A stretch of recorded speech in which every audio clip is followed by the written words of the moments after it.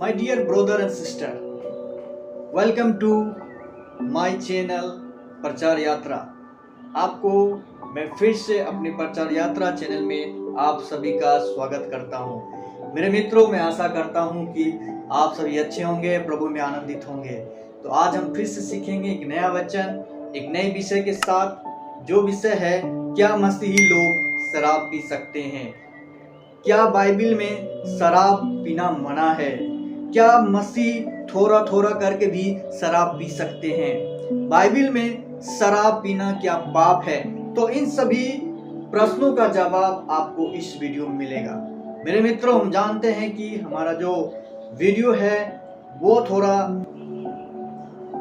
Attractive नहीं है, लेकिन प्रभु में आप बढ़ते हैं, हम परमेश्वर की शिक्षाओं को देते हैं, तो हमें आशा करते हैं कि आप वचनों को सीखते रहें और शुरू से अंत तक हमारा वीडियो देखते रहें। तो आइए हम शुरू करते हैं कि आखिर क्या प्रश्न है, क्या लोगों को विचारधारा है कि क्यों ऐसा सवाल उठता है। बहुत मसीह लोग ये समझते हैं कि कहीं बाइबल में इस प्रकार से शराब पीने के बारे में नहीं लिखा हुआ है।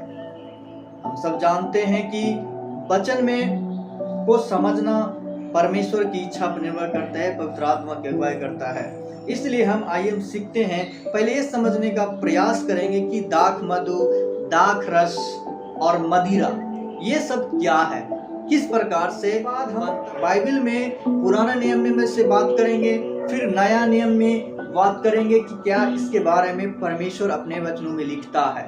तो दाख रस, दाख मधु और मद यानी मदिरा, पुराने जमाने में भी, पुराने नियम में भी इस प्रकार से चर्चा की गई है कि दाख मधु लोग पीते थे, दाख रस पीते थे, दाख मदिरा लेते थे। लेकिन उस समय उस चीज का बनावट देखिए, उस पुराने काल में कोई भी रासायनिक पदार्थ उसमें मिक्स नहीं किया जाता था, कोई भी ऐसी चीज नहीं दिया जाता था जिससे मानव का मन उत्तेजना से भर जाए, मन उस मानव को वो शराब कंट्रोल करे। ऐसा कुछ रासायनिक पदार्थ उसके जीवन में उस समय नहीं मिलाया जाता था। इसलिए सपोपदेशक उसका 3 अध्याय 13 पद और 9 अध्याय 7 पद में लिखा है। यहाँ पर वचन इस प्रकार से लिखा है, 3 अध्याय उसका 13 पद में इस प्रकार लिखा है, और यह भी परमेश्वर का दान है कि मनुष्य खाए पिए और अपने सब परिश्रम में सुखी रहे। फिर उसी का हम अगला वचन देकर साथ में, अपने मार्ग पर चला जा, अपनी रोटी आनंद से खाया कर और मन में सुख मानकर अपना दाख मधु पिया कर, क्योंकि परमेश्वर तेरे कामों से प्रसन्न हो चुका है। इसी आधार पर बहुत लोग ये समझते हैं कि परमेश्वर हमें परमिशन देता है दाख मधु पीने का। मेरे मित्रों, उस समय जो दाख मधु तैयार की जाती थी वो 100% फल से तैयार की जाती थी। और वचन जो हम 3 का 13 में जो पढ़े कि मनुष्य खाए और पिए और अपने सब परिश्रम में सुखी रहे। हम सब जानते हैं उस समय लोग काफी मेहनत करते थे, तो उस को एनर्जी लाने के लिए, थकान को दूर करने के लिए वो क्या करते थे, थोड़ा सा दाख रस इस्तेमाल करते हैं, ना कि शराब। क्योंकि अंगूर का रस जो हम जूस बोलते हैं, उस जूस को पीने से हमारे शरीर में क्या होता है, एनर्जी पैदा होता है और हमें एक शक्ति प्रदान करती थी, और वो शक्ति का प्रयोग हम परमेश्वर की महिमा के लिए भी कर सकते हैं। इसलिए परमेश्वर ने यहाँ पर बोला दाख मधु, दाख रस तो हम लोग को पीने का परमिशन देता है। क्योंकि वचन जो 9 के 7 में लिखा है, क्योंकि वो समय जो व्यक्ति थे, इजराइली लोग व्यक्ति थे, वो इस करते हुए परमेश्वर का आज्ञा को मानते थे, परमेश्वर को जो व्यवस्था था उसका पालन भी करते थे, किसी प्रकार का उसका उल्लंघन नहीं करते थे। इसलिए वचन 7 में लिखा है कि वह तेरे कामों से प्रसन्न हो चुका है। अगर परमेश्वर हमसे प्रसन्न है, हम लोग खुशी आनंद से जीवन ले रहे हैं, हमें थोड़ा सा उस समय परमेश्वर क्या करता है, परमिशन देता है, लेकिन वो शराब नहीं है, वो एक जूस है जो वचन में बताती है कि दाख रस जो अंगूर से बनता है, उस चीज को बारे में परमेश्वर कहता है थोड़ी थोड़ी आप ले सकते हैं, लेकिन परमेश्वर ने इसके लिए भी सख्त मना किया है। परमेश्वर ने इसके लिए भी कहा नहीं पीना चाहिए, चाहे दाखरस हो चाहे मद हो, कहा नहीं पीना चाहिए, इसके बारे में स्पष्ट लिखा है। ले बेस्ता उसका 10 अध्याय 9 पद हम पढ़ते हैं। 9 पद में इस प्रकार से लिखा है, फिर यहोवा ने हारून से कहा, जब तू या तेरे पुत्र मिलाप तंबू में आए तब तुम में से कोई न तो दाख मधु पिए हो और ना किसी प्रकार का मद, कहीं ऐसा न हो कि तुम मर जाओ और तुम्हारी पीढ़ी पीढ़ी में यह विधि प्रचलित रहे। यहाँ पर ले बेस्ता में परमेश्वर साफ साफ मना करता है मिलाप तंबू के पास या मिलाप तंबू में नहीं पीना है, यानी इस चीज का सेवन ही नहीं करना है। सख्त मना है, दोनों मना है, दाख मधु और मदिरा जिसको हम समझते हैं। क्यों मना किया है? क्योंकि परमेश्वर की महिमा करने के जगह, परमेश्वर की स्तुति करने की जगह आज वर्तमान बहुत सारे लोग हैं कि शराब पी करके भी चर्च चले जाते हैं, लेकिन उन लोगों को परमेश्वर का डर मानना चाहिए, क्योंकि वो बोलता है हो सकता है उस समय अगर परमेश्वर गुस्सा हो जाएंगे तो उसकी मृत्यु भी हो सकती है, और चर्च में की बात होती है, कितने शर्म की बात होती है। इसलिए परमेश्वर ने उस जगह जहां परमेश्वर का महिमा स्थान है, जहां स्तुति होती है, जहां उसका आराधना वजन होता है, जहां वो लोग प्रार्थना करते हैं, उस जगह से दूर रहना चाहिए। इसलिए परमेश्वर ने यहाँ स्पष्ट मना किया है कि हे मेरे मित्रों कि इस चीज को आप ना करें तो बढ़िया है आपके जीवन के लिए और हमारे जीवन में। और भी कारण है जिस कारण से इस चीज पर मना किया है। इसीलिए बेस्ता अध्याय 16 पर, लुतरा बन के अपने लोगों में ना फिरना और एक दूसरे का लहू बहाने की युक्तियां ना बांधना, मैं यहोवा हूँ। यहाँ वचन में लिखा है कि लुतरा बन के, लुतरा मतलब होता है बकबक करके, जहां पर हम लोग बक करते हैं, अगर 2-4 लोगों के बीच में, तो कुछ लोगों को क्या होता है गुस्सा उठ जाता है और वो झगड़े का कारण बन जाता है, और झगड़ा लड़ाई में बन जाता है, और लड़ाई बहुत दूर तक बढ़ जाती है, और एक दूसरे को लहू यानी मारने पीटने और लहू बनाने के लिए दोनों को तत्पर हो सकता है। इसलिए कहता है कि शराब उस समय पीने के बाद लोग बकबक करने लगते हैं। इसलिए परमेश्वर ने स्पष्ट मना किया है कि शराब बिल्कुल नहीं पीना चाहिए, क्योंकि अगर हम बकबक बनेंगे तो लड़ाई झगड़ा का क्या काम आ जाएगा। तो ऐसी परिस्थिति में परमेश्वर कहना चाहता है कि हम शराब से बचे। इसी प्रकार से नीति वचन उसका 20 अध्याय 1 पद में भी लिखा है, क्या लिखा है?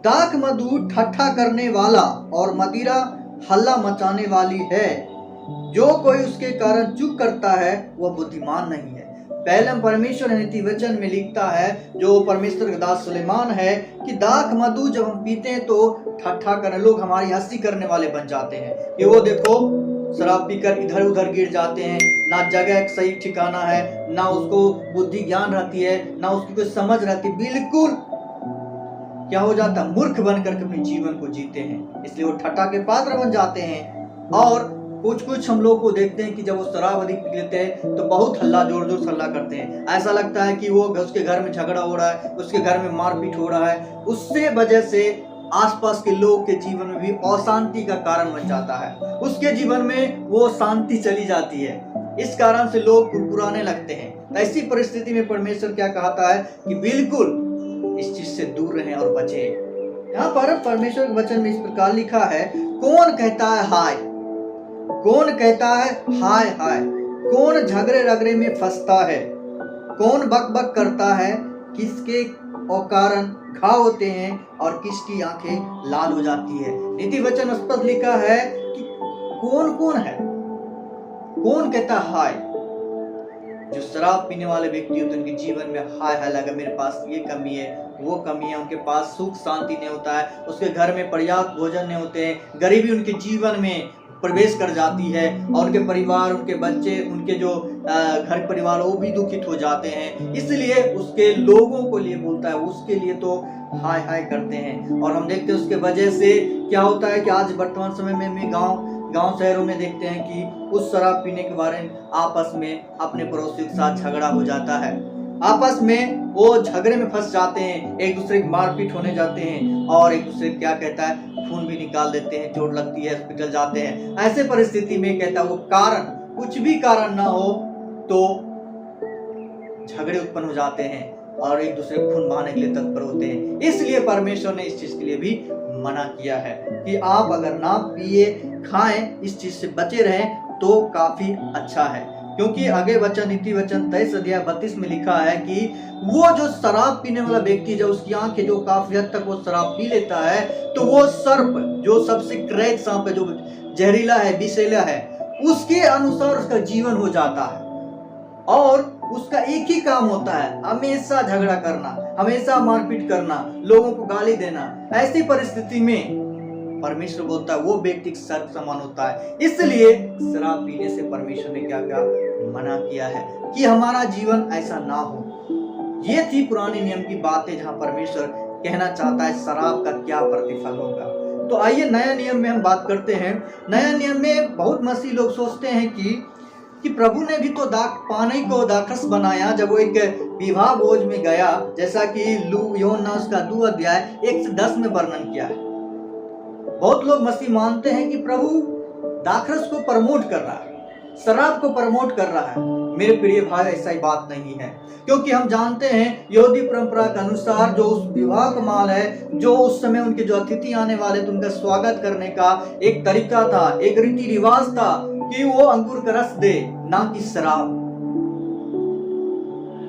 उस अंगूर के रस से उसके जीवन में वो स्वागत करने का तरीका था। जैसे आज वर्तमान समय में हमारे घर में कोई आता है, अतिथि आते थे, हम उसको स्वागत करते हैं।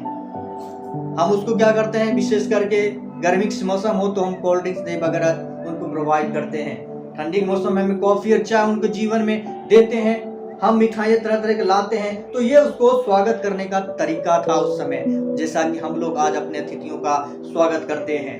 तो इस बात में, इस भ्रम में ना रहें कि प्रभु ने शराब को प्रमोट किया है। प्रभु ने उस समय सिचुएशन के अनुसार 6 मटके में पानी भरा था और अपनी सामर्थ्य के साथ उनको क्या किया, दाखरस बनाया। एक अच्छी दाखरस जो स्वास्थ्य के लिए फायदेमंद है, जो शरीर के लिए फायदेमंद है, वो चीज बनाया था, ना कि शराब। मेरे मित्रों, इस बात पर आप हमेशा ध्यान रहे, क्योंकि इसमें भी एक वचन लिखा है शराब प्रति नया नियम में क्या कहता है। वचन कहता है लूका रचित सुसमाचार उसका 21 अध्याय 34 पद देखते हैं। वचन में इस प्रकार लिखा है, इसलिए सावधान रहो, ऐसा न हो कि तुम्हारे मन खुमार और मतवालेपन और इस जीवन की चिंताओं से सुस्त हो जाए और वह दिन तुम पर फंदे के समान अचानक पड़े। यहाँ पर लूका रचित डॉक्टर लूका, वैद लूका लिखते हैं कि सावधान, अलर्ट होना है इस चीज में। कैसे अलर्ट होना है? जहां हमें, अगर हमारे मित्रों में कोई व्यक्ति शराब का सेवन करता है तो उसकी संगति से बचना है। कहीं पर अगर शराब मिल रहा है तो उस जगह, उस स्थान पे जाना, अपने जाने से अपने आप को रोकना है, क्योंकि संगति, अच्छी संगति मनुष्य को, व्यवहार को बदल देती है, लेकिन बुरे संगति मनुष्य को बिगाड़ कर रख देती है। इसलिए वैद लूका कहता है सावधान रहो, इस चीज से बचो। ऐसा न हो कि तुम्हारा मन के अंदर बहुत सारा खुमार हो जाए, खुमार और मतवालेपन होकर अपने जीवन को जियो। मतलब पी कर इतने टल्ली हो जाओ कि तुम्हें संसार से, अपने परिवार से, अपने बच्चे से कोई मतलब ही ना हो। ऐसा नहीं होना चाहिए मेरे मित्रों, बल्कि शराब बहुत ही हमारे और हमारे परिवार के लिए घातक है। इसलिए हमें इस चीज से हमेशा बचना चाहिए और इसके प्रति हमें अलर्ट और सावधान भी रहना चाहिए। इसलिए इफिसियों का 5 अध्याय 18 में पौलुस लिखता है कि दाखरस से मतवाले न बनो, क्योंकि इससे लुचपन होता है, पर आत्मा से परिपूर्ण होते जाओ। पहले कुरिन्थियों में भी जो यहूदी की परंपरा होते थे, लोग ज्योतिष का उसको क्या किए, एक लिमिट से अधिक पीना शुरू कर दिए थे, जिस कारण से क्या हुआ कि उनके जीवन में वो लत हो गई और धीरे धीरे एडिक्ट हो गए। और एडिक्ट होने के बाद वो क्या हो गया, एक सचमुच पियक्कर बनकर अपने जीवन को जीने लगा। इसलिए पौलुस यहाँ पर स्पष्ट रूप से मना करता है कि ऐसा ना हो कि द्राक्षरस पीने से मत वाले बन जाओ, जिससे तुम्हारे जीवन का जो वैल्यू है वो समाप्त हो जाए, लोग तुम्हें इज्जत ना करें। ऐसी परिस्थितियों से हमें बचना चाहिए, हमें मत वाले नहीं बनना चाहिए, इसलिए सख्त रूप से मना किया है। फिर तीतुस उसका 2 अध्याय पौलुस लिखता है, 2 अध्याय 3 पद में भी बताता है, इसी प्रकार बूढ़ी स्त्रियां का चाल चलन पवित्र लोगों का सा हो, और वे दोष लगाने वाली और पिक्कर नहीं पर अच्छी बातें सिखाने वाली हो। ऐसा बता जा रहा है, पौलुस लिखता है कि उस समय जो महिलाएं थी वो क्या करती थी, इसका सेवन करती थी, लेकिन सेवन करने के बाद उसका जो चरित्र था वो बिगड़ जाता था। वो जो वास्तविक जो महिला के एक आदर सम्मान होना चाहिए उससे वो अलग हो जाती थी। इसलिए पौलुस यहाँ स्पष्ट बताता है कि आप पवित्र लोगों की संगति करें, दोष लगाने वाली ना बने, पियक्कर भी ना बने। ये साफ साफ यहाँ महिलाओं को भी बताया कि महिलाओं को भी शराब का सेवन बिल्कुल नहीं करना चाहिए, जैसा पौलुस अपने पत्र तीतुस में लिखता है। पुरुष को तो छोड़िए, यहाँ महिलाओं के लिए भी बिल्कुल सख्त मना किया है, थोड़ा सा भी हम नहीं ले सकते हैं। इसलिए मेरे प्रियो मित्र, हमारा और आपका जीवन कैसा है, परमेश्वर आपको हमको क्या समझता है?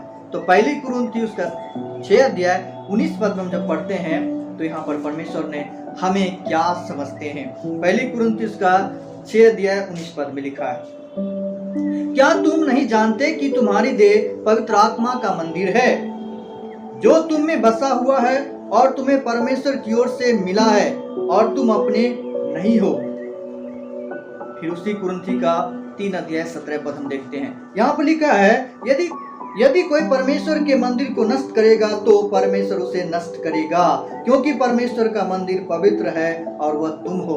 यहाँ स्पष्ट कहता है कि परमेश्वर कहता है कि मैं तुम्हें अपना टेम्पल मानता हूँ, यू आर माई टेम्पल।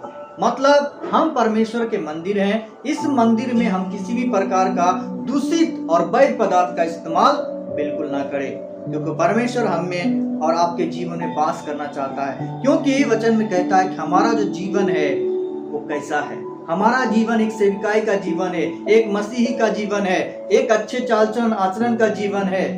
इसलिए लास्ट में पौलुस कहता है कि हमारा जीवन कैसे होना चाहिए, कैसे हम परमेश्वर को आनंदित कर सकते हैं, परमेश्वर को हम खुश कर सकते हैं। इसलिए अंतिम वचन रोमियो की किताब, रोमियो की पत्री उसका 12 अध्याय 1-3 में हम पढ़ेंगे। यहाँ पर लिखा है, क्या लिखा है, इसलिए हे भाइयों, मैं तुमसे परमेश्वर की दया स्मरण दिलाकर विनती करता हूँ कि अपने शरीरों को जीवित और पवित्र और परमेश्वर को भावता हुआ बलिदान करके चढ़ाओ, यही तुम्हारी आत्मिक सेवा है।